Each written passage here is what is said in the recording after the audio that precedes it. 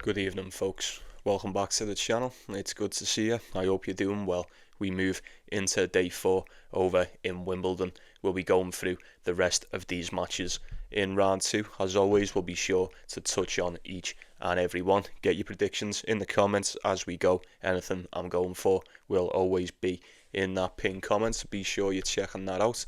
Before we get started, like the video if you would, get yourself subscribed to the channel. If you're new, you can support the channel if you want. There's a link in the description and the pinned comments. It's entirely up to you. But now that's out the way, how did we get on in day 3? It's actually still going on right now. I've just finished watching the Benjamin Bonzi and Jordan Thompson game. Very disappointed. Benjamin Bonzi was 1.04 in the 4th set. He had 2 break points. He could have sealed the deal there and then.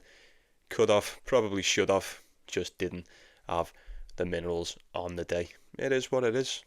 Add it to the list of upsets that we've already seen this week. And as for Yuri Lehechka, I have no idea what's going on with him. The way it's going right now, we're just in the 3rd set, and I would be so surprised if he even gets a break of serve in this. I'm pretty sure as soon as he loses the serve, and he definitely will lose the serve, it's pretty much curtains for Yuri Lehechka. Played 10 times worse than I thought he ever would today. But like I said, what are you going to do? Let me know. Did you win? Did you lose? Or did you just come close? But very well then, folks. Very well. Wimbledon continues to surprise, and I imagine today will be no different. So with that in mind, let's get it on. First off, we've got Binach and Opelka. I'd probably lean with Brandon Nakashima on this one if I had to pick it. They've played each other 3 times before, most recently earlier on this year in Delray Beach. That went the way of Binach. Close game. Opelka took the first set. Binach came back 7-5 and then 6-2. Solid stuff. Both of them have been fairly decent this season as well, and they've been quite okay over on the grass. 7-4 for Opelka, 5-2 for Brandon Nakashima. As for the overalls, 21 and 18 for Nakashima, and then 23 and 17 for big Riley Opelka. Decent, solid seasons from the pair. Now they're pitted against each other once again, but it's on the grass, and they've never faced each other on the grass.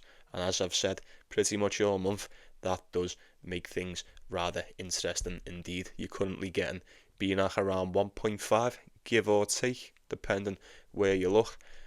I don't mind it to an extent. Would I take it? I'm not too sure. I thought Opelka looked decent against Shevchenko. How much weight that win holds, I'm not too sure. It was pretty close indeed. 6-3, 7-5, and then a tiebreak. The win is all that matters at the end of the day. As for Nakashima, he managed to get past Bu in 4. Solid. Safe to say we expected both of these to win the first round matches, but now there can only be one. It's Highlander time. I think a bit of solace for Riley Opelka. It just went to 3. He managed to get him out of there in straights. The last thing he needs is to get into somewhat of a war on the grass. The deeper we get in these tournaments, the more question marks arise surrounding the fitness of Riley Opelka. But maybe that's just me. That's just the way I feel about it. I don't mind Binach. Not in this spot at all. I feel like if Riley Opelka can come and do what he does, we all know he's more than capable of winning this one. Maybe we could be in for an over 3.5 sets once again. It's usually the case with Riley Opelka. If you lose your serve to him, more often than not, you don't really get it back. I fancy Binach for the set as well. I imagine he's going to be able to put Riley Opelka to work in the fitness department. Give me an over 3.5. Let's play it safe on that one. And we will move on to Kecmanovic, Jesper de Jong. Your initial thought would be Kecmanovic in this. I was a little bit surprised he got past Alex Michelsen, but I think we can safely expect the unexpected from here on out. It wasn't really that big of an upset compared to the ones that we've had already. But Michelsen was quite a decent favourite to get that one done, and it took Kecmanovic the 5 sets, and all that matters is he managed to come out victorious in the end. But then we fast forward to the second round, and the odds are it was quite the contrary now, rather flip reversed, and we've now got Kecmanovic around 1.4, rather decent favourite to get this one done. Jesper de Jong, I'll just quote George St. Pierre and say I wasn't impressed by your performance in that first round against Christopher Eubanks. Now, Christopher Eubanks is quite decent on the grass, albeit it's been quite some time since we've seen him operate at a fairly decent level. Prior to this tournament as well, both of these were on a 3-game losing streak. Kecmanovic's was dating back to the French Open. He's only played the 3 games on the grass and he's won 1. You know, the one against Mickelson being the first one. You just can't write it, can you? You just can't write it. The one game you probably weren't supposed to win, and that's the one you do win. De Jong hasn't done much better. 2 wins, 4 losses. Yeah, safe to say, both of these don't exactly fancy themselves grass court players. I think Kecmanovic, 19 and 18 on the year. De Jong, 2020. Both of them been fighting with themselves throughout the season. Kind of struggling with form. One of them's got to win. One of them most definitely has to win. At 1.4, it's a bit steep. It's a bit steep. I think you're not wrong to assume Kecmanovic probably should be taking out the likes of Jesper de Jong, but so, I didn't think he beat Mickelson, and he did. You'd expect him to come out and do more of the same, if not better, against de Jong. It may be quite an ask. But then again, if you can deal with Alex Michelsen, you should be able to deal with this lad. Am I wrong? Probably not, but we'll see how he gets on anyway. And then we've got Martin Fuscovics and Gael Monfils. Looking forward to this one. Kind of looking forward to this one. Odds are somewhat split right down the middle with this one, just depending where you look. Either one is the slightest of favourites, slightest of dogs. Played each other 4 times. Gael Monfils has won 3 of them. Most importantly, Fuscovics did win the most recent out of the 4. That was on the clay last year. Never played each other on the grass. I think it's going to be interesting. I think this will be very, very interesting indeed. Now, I'm just looking at the odds for this year. Is this right? Is this correct? Someone confirm this for Fuscovics open up at 1.57. It's telling me here Fuscovics opened up at 1.57 and he's now currently sitting at 1.8. That's quite the drop. That is quite the drift. You know, just food for thought. I thought he looked decent enough against Kovacevic, but it did need 5 sets to get that one done. Gael Monfils ended up taking out Ugo Humbert in 5 sets as well. Can you believe it? Of course you can. Of course you can. Decent performance nonetheless, but the same formula tends to apply with Gael Monfils. You know, throughout the majority of the season, when we deal with the best of 3, if he goes 3 sets, we're like, oh, how's he gonna say? Oh my God, Lehechka's just got his serve back. It's 5-all. I don't think it matters anyway because Bonzi just shot the bed, but it would still be nice to see Lehechka get that one done. Back to this one. Where was I? Monfils. Yeah, when it's a best of 3 and he goes 3 sets, we're a little bit on the fence of how he's going to turn up the next day. But when he goes 5, I have to apply the exact same formula, albeit Fuscovics did go 5 sets too, but you have to admit I think Martin Fuscovics is in a little bit better shape than Gael Monfils at the moment. Well, that's not taking anything away, it's not impersonal, it's just a fact, innit? I don't think Monfils is going to come out and look any better than what he did against Ugo Humbert. And you know, for a lot of that game, you're playing against Ugo Humbert, who's also playing against himself for a lot of it, so I don't think they really know what to do on this. That's insane if that's true. 1.54 to 1.8. I probably wouldn't mind Fuscovics, as I was going to say as a dog, but he's not. He's a slight favourite still. Over 3.5, maybe. I don't know. I'm not so sure Monfils is going to come out and drill Martin Fuscovics in 3 on the grass. Fuscovics is decent, man. He's decent on the grass. He's went 7-2 this year, and he's been fairly decent no matter where you've put him. 10-8 on the clay, 10-3 on the hard court, 1-1 indoors, 7-2 on the grass. as opposed to Monfils. 18 wins, 10 losses on the season for Gael Monfils. 14 of said 18 wins came on the hard court earlier on in the season. Safe to say he's done the vast majority of the damage earlier on the hard court. Most definitely tailed off on the clay, 3-3, and then 1-2 on the grass. There seems to be a shit ton of cash coming in on Gael Monfils. Is that based on pure vibes? I'm not too sure. Is there something wrong with Martin Fuscovics that I am currently unaware of? Please do let me know your thoughts on that one. But I'd lean towards an over 3.5 once again. And then we'll crack on to Marcus Giron and Jakub Mensik.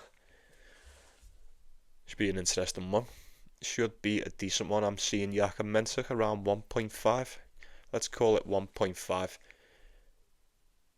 Now, if this would have been on the hard court, I'd have took Mensik in a heartbeat. Probably wouldn't have even thought about it. Marcus Giron can be a tricky opponent on the grass. He's going back to what he'd done. I'd say the game against Darderi, not really a clay player. Jacob Fernley, he looked fantastic against him. But I don't know whether that was just sort of magnified based off the performance Fernley put in against Flavio Cobolli. Not too sure. But then he played Taylor Fritz in the quarterfinals in Eastbourne. He did take a set off Taylor Fritz as well. Not too bad. Not a bad loss to have in hindsight. 7-5, 4-6, 7-5 to good old Taylor in that one. And then he comes into Wimbledon and wins his first round game very convincingly. Well, I say convincingly. I mean, he was solid enough. 2 tiebreakers, 6-3. It's alright, it's good. Straight sets, it's a win. That's all that matters. Jakub Mensik did drop the 1 set to Hugo Gaston. As said, didn't I? Hugo Gaston can be tricky. He can be tricky, man. But obviously Mensik pretty much always should have got that done. I mean, 6-1, 6-2, 6-2. They were the sets that he won. Absolute arse whipping from the Czech in that one. I fancy him to get it done against Marcus Giron. Like I said, I'd probably take him. Oh, and Yuri Lehechka's just lost his serve again. You fucking retard. What are you going to do with these guys, eh? Anyway, I would fancy him to get past Marcus Giron. 1.5. I don't know if I'm fully convinced that Jakub Mensik gets this one done. I doubt it'll be easy for him. Like I've said all month, I stand by it as well. I'm not sold on Jakub Mensik on the grass just yet. He's decent. We know how good he is overall. I still think he is yet to find his footing on the surface, so I would probably stay away from that. I would lean towards Mensik getting it done. And then we've got Flavio Cobolli, Jack Pinnington Jones. It's probably got to be the Italian, right? I think it would be wise to assume Flavio Cobolli probably gets this one done. And no, we didn't like what we seen against Jacob Fernley. We can all admit that. Very bad performance, but they all do it. They've all got one. They're all allowed 1 or 2 every now and then. But safe to say, after that, it couldn't have got any worse for Flavio Cobolli after that performance against Jacob Fernley, and then he comes into Wimbledon. A lot of question marks in that first round against Basiiashvili, and then he just showed them the levels. 6-3, tiebreak, 6-1. Get the fuck out of there. Next. Now he's got Jack Pinnington Jones, who's just pulled off the upset against Echeverry. Straight sets as well. Tiebreak 6-3, 7-5. Fairly decent. Most definitely makes for an interesting matchup. I'm seeing Flavio Cobolli around 1.45. Now it's rising as well. It's drifting to around 1.5. Little bit of cash coming in. Currently on Cobolli at the moment as well, so maybe it's not. Maybe it's going to dip. Not too sure. I don't know. I mean, Pinnington Jones. I mean, did you think he was going to beat Echeverry? Probably not. It was always a possibility in hindsight. Probably should have been a little bit closer than what it was made out to be. I think we got Echeverry around 1.4. Yeah, Echeverry clocked in around the same price as what you get in Cobolli today, and Pinnington Jones just dusted him aside. But I don't know. Cobolli's just played Basiiashvili, who you could probably say is around that level. Would it be fair to say? Yeah, that just around the top 250, top 300. and he's just got past him at relative ease. So like I said, maybe Cobolli will just turn up and show our boy the levels in this one. Obviously, I'd love Pinnington Jones to get it done. I'll definitely be rooting for him. I couldn't pick him in this. Cobolli should just be too experienced in the spot, no doubt. And we've got, who's this? We've got Fabian Marozsan, Jami Munar. Jami Munar. You know, prior to that game with Bublik, when we were talking about it, and I said, didn't I, this is just the type of spot. I didn't want to be the guy to say, you know, you could take Jami Munar on the points, because I didn't think it would happen, but there was always a slight possibility. He went and fucking beat him. He just went and beat him. Honest to God, you just cannot write this sport. You cannot write this sport, and it's a good job you can't write it, because if you could write it, you'd probably make it a hell of a lot more boring than what it is. How's he going to get on? How are both of these going to get on? I mean, just going off what we've seen in the last game, Fabian Marozsan put in a decent one against James McCabe. I expected nothing less, if I'm being honest with you.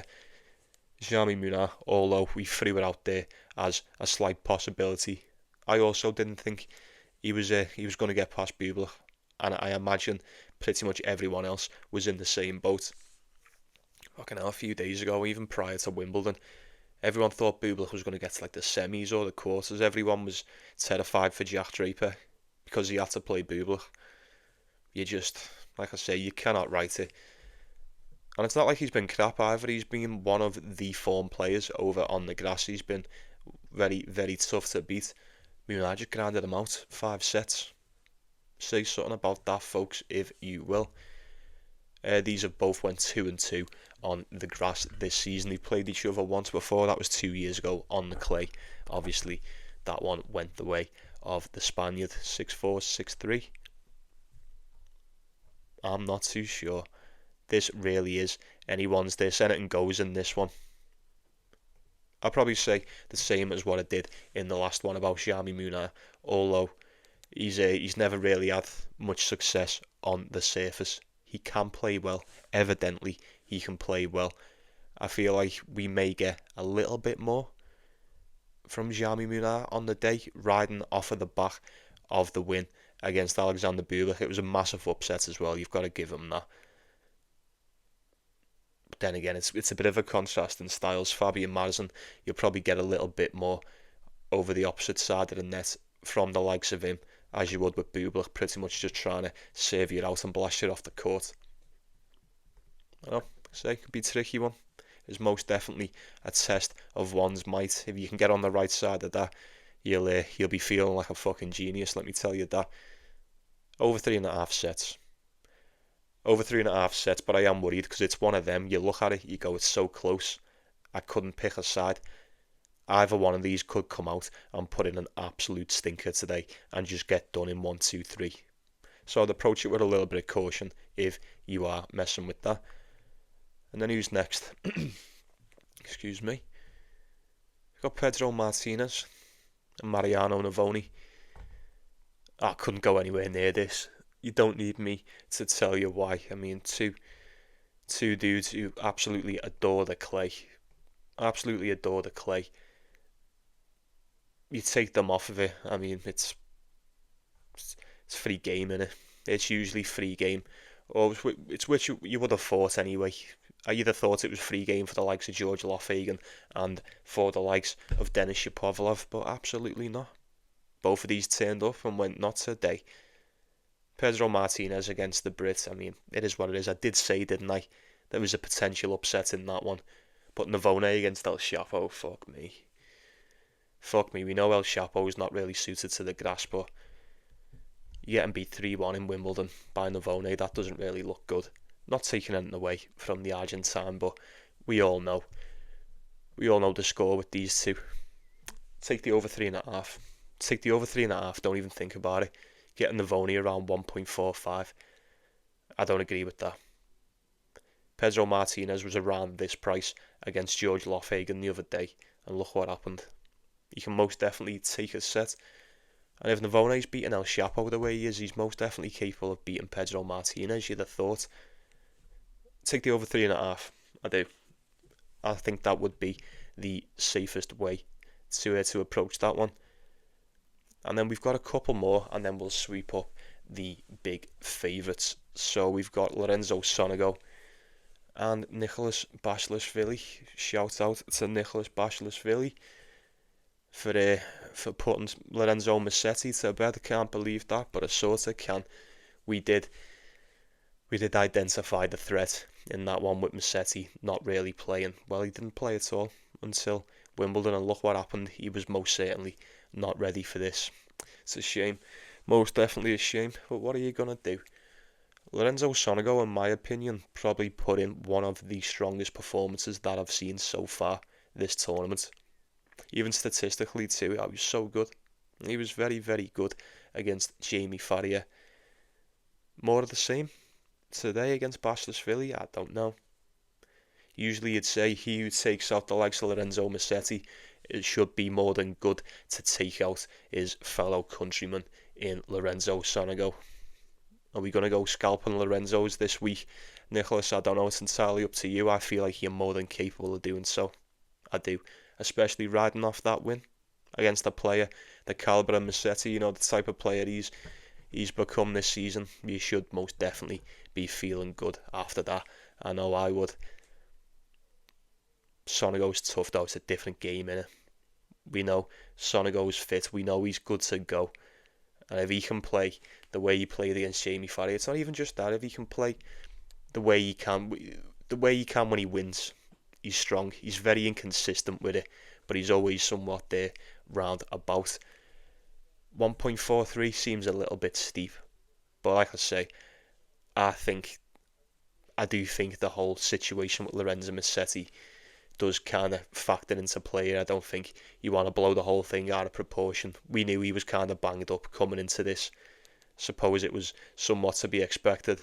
The Georgian most definitely turned up to play, and I expect him to do more of the same in this. Expect him to keep it close at least. Maybe have a look at him on the spread. I don't know. I'd be surprised if Sonego just comes out here and dog walks him. But stranger things have most definitely happened already this week. And then we've got Grigor Dimitrov and Corentin Moutet. I cannot wait for this. I think I might be looking forward to this one the most out of the entire lot today, folks. We've seen it twice before, not since 2021. Once on the hard court, once on the grass. Moutet did beat him in Wimbledon in 2019. That doesn't really do much for us in this spot. I think Dimitrov puts in some solid seasons over on the grass, or he has done anyway. Moutet, like we've said, this is by far the best he's ever done on the surface. I can't remember the last time I've seen him play this good.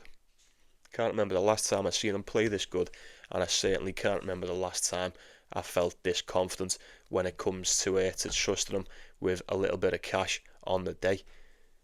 What is the price, you may ask? Call it 1.4 to 1.5 for Dimitrov. He did open up around 1.6, a bit of cash coming in on this guy. I mean,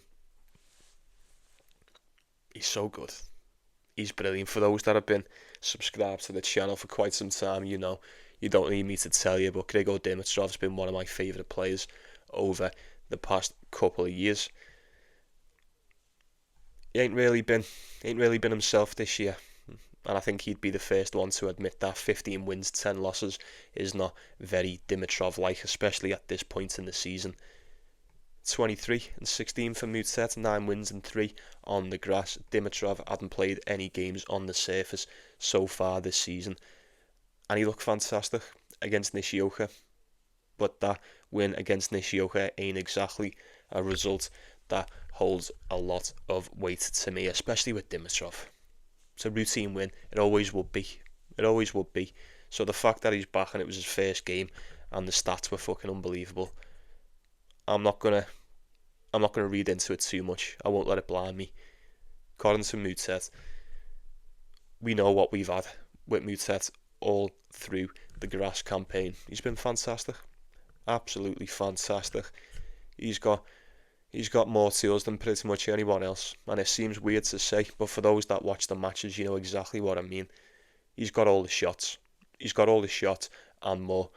The head-to-head would suggest that he can just beat Grigor Dimitrov, Haven't played each other for 4 years. Admittedly, a lot has changed. But like I said at the start, I can't remember seeing Corentin Moutet play this good, ever. Period. I just can't. But if Dimitrov's going to turn up and be just like Prime Dimi, or play to the best of his capabilities anyway, I would have always picked Grigor Dimitrov to be Corentin Moutet pretty much anywhere else in the season. If we were on the clay, I'd have been a little bit worried, but I still probably would have fell for the trap anyway. I don't know, man. I don't know. I think this is very, very tough. I don't know whether I necessarily agree with Dimitrov being 1.4. If it's the Dimitrov that I know, absolutely. And I feel like if it's the Dimitrov that I know, and if he definitely turns up, providing he turns up anyway, we may be sitting here tomorrow night going, yeah, that was an absolute steal. An absolute steal. But you can't deny the form with Corentin Moutet. Absolutely not. Absolutely not. Dimitrov might still be finding his feet over on the surface, and I feel like the last thing you need to run into when you just get acclimated to the surface is someone in the form like Corentin Moutet. I really do. Over 3.5 sets should be good. I'd be a little bit disappointed if Corentin Moutet can't win at least a set. Same with Dimitrov too. They should both be good. We'll see what happens anyway. I don't know who I want to win. I don't know. I'll be happy for the winner, sad for the loser. However they want to go about the business is entirely up to those in question, but we'll leave that one where it is. And I'm sure we've got one more before we wrap up these favourites we've made. Very decent time tonight indeed. We have got Ben Shelton and Dinky. This has barely made the list. He's 1.2 and he's barely 1.2 as well. Good old Shelley. Played each other 3 times before. Ben Shelton has won the 2 previous meetings, one last year on the grass in Mallorca, and he slapped the shit out of Dinky as well, 6-4 and a bagel. And then the rest of the times were on the hard court, Dinky getting the win. First time they played in 2022 on the Challenger Tour. It's safe to say a hell of a lot has most certainly changed since then for both of these. I thought Dinky looked alright against David Goffin. Well, it's not probably saying much at this point, but it's a fact. Straight sets, easy as you like. Same with Ben Shelton against Alex Bolt. I mean, kinda knew he was going to win. 6-4 and 2 tiebreakers. It's a lot closer than what it needs to be. Although it's straight sets, it's just a lot closer than what it needs to be. I've probably said it a million times since I've started the channel, and if this makes it 1,000,001, then so be it. But Ben, you need to fucking break serve, mate. You need to break more. That's just, you don't need me to tell you that. If I know that, surely he does. What the fuck's going on? Just get a break of a serve, just a little bit more than what you already do. And I feel like your career in tennis will be so much easier. I don't know. Listen to me telling him. But it's true. You know, it's a fact. We sit here and we watch him just dog it out on the service games, knowing that he's pretty much just going to be strong enough than the opponents on the day. But at prices like 1.2, look, it's Dinky. Bit of solace for him. It is Dinky, so he'll probably be able to do that to him regardless. But at a price like 1.2, I'd want like fully convincing. I want full certainty that this is going to happen. And the way this tournament went, I mean, full certainty, you're having a fucking laugh, aren't you? There's no such thing. This tournament knows no such word as certainty. 1.2 for Shelton, that is the price you're going to have to pay. I would imagine he gets past Dinky today, but just imagine if he didn't. I would not be taking Dinky on the point, but just as I say that, you know, I've literally just said Ben Shelton can't return for shit. Simple. You can't return for shit. Even if you put in absolute floaters for him, put in absolute meatballs on the second serve, he manages to fuck that up too. So you'll probably just serve it out like he does with the majority of them. I imagine this one will be no different than the rest of them. Ben Shelton to win. And then we'll go through the favourites, folks. Speedrun time. So we've still got a few more. These will start to thin out as the week goes on, I imagine you're still going to get the likes of Alcaraz and Sinner as colossal favourites, but formula applies. If you're talking value, you're going to have to look at the dog on the spread, plus the games or whatever. Total games played, maybe an over on a very slim game total. That's the way it's got to be for these. You don't need me to tell you that. And more so, you certainly do not need me to tell you that the likes of these massive favourites, these top-ranked players, should be getting it done against the calibre of opponents that they're pitted against today. So really quickly, we've got Alex de Minaur, Arthur Cazaux. Now, like I said, you could make an argument for Arthur Cazaux on the point. Me personally, I wouldn't go anywhere near it. He's on a 4-game streak now coming to Wimbledon. He's most definitely snapped out of the skid that he was in. Alex de Minaur as well, he looked decent against Basiiashvili, but like I said, we knew it was going to happen. Fully expecting the Demon to get it done against the Frenchie today. And then we've got August Holmgren, Thomas Mahac. Now this is most definitely one that I wouldn't mind taking just a little punt on the spread. We did touch on Holmgren. Well, most importantly, someone in the comments pointed it out. August Holmgren against Quinton Hallis. Have a little look at that. And he came out and he just dusted him in 3. That's right. Solid price for that. It was a solid performance. 2 tie-breaks, 6-3, 6-4. Say what you want about that. Thomas Mahac was always going to get past Dimitrov in the first round, and that's exactly what he'd done. He's clocking into this one roughly the same price. Ridiculous. 1.12 for Mahac. Like I said, you ain't taking that. You absolutely ain't taking that. I couldn't talk it off the dog in this one. So he's decent. He's a bit older than Thomas Mahac as well, so maybe you'll be able to hang in there with the power. We'll see. We shall most definitely see. Right then, Djokovic, Dan Evans. I'm going to be going with Dan Evans. Only joking, absolutely fucking not. It's got to be Djokovic, Yanni. Got to be Djokovic, either which way you want to look at that. And we've got Sebastian Ofner and Tommy Paul. Now this is another one. I think Sebastian Ofner could be good for a couple of games on the spread on that. It's just food for thought. I don't know if I'm going to be taking it. I certainly don't know what the spread is. Tommy Paul. Actually, rising up to 1.2 now. It's touching at 1.2. I'm not going to go near it. He looked decent against Johannes Monday, but he looked far from decent the game before against Dan Evans. It's all well and good getting it done against Johannes Monday. You come up against Sebastian Ofner, things may be a little bit different, especially against Sebastian Ofner. He'll be a bit more rested. He didn't have to play the full match against Medjedovic, just a tie-break in the first, got to 3-1, and then Medjedovic had to go and shake his hand after that. But yeah, maybe Ofner on the point, not a bad shout. Like I said, I am fully expecting Tommy Paul to get that one done. Whether he does or not is up to him. We've got Jack Draper, Marin Cilic. Should have said it at the start, but pretty much all the outrights, apart from one that you go unbeat one, all the decent ones, still live and breathe. Very, very grateful for that. The way this tournament started out, it may just come down to the outrights pulling me out of the dark in this one, but we've still got plenty of tennis left before we get to that, and I'm pretty sure I'm due a decent one roundabout now. Jack Draper's playing Marin Cilic. 1.1 for Jack Diesel. It's whatever. It's whatever you want. It's whatever you like. You pay your money and you take your choice. I think he should be beating Marin Cilic by his to retire. I mean, I think Sebastian Baez just didn't want it. He did not want it whatsoever. Marin Cilic may just feel the wrath of Draper again today. I say again, they've never played each other before. I don't mean again, but he may just feel get a little bit of a taste, a bit of a bowl of what Sebastian Baez had in the first round. I'm expecting him to anyway.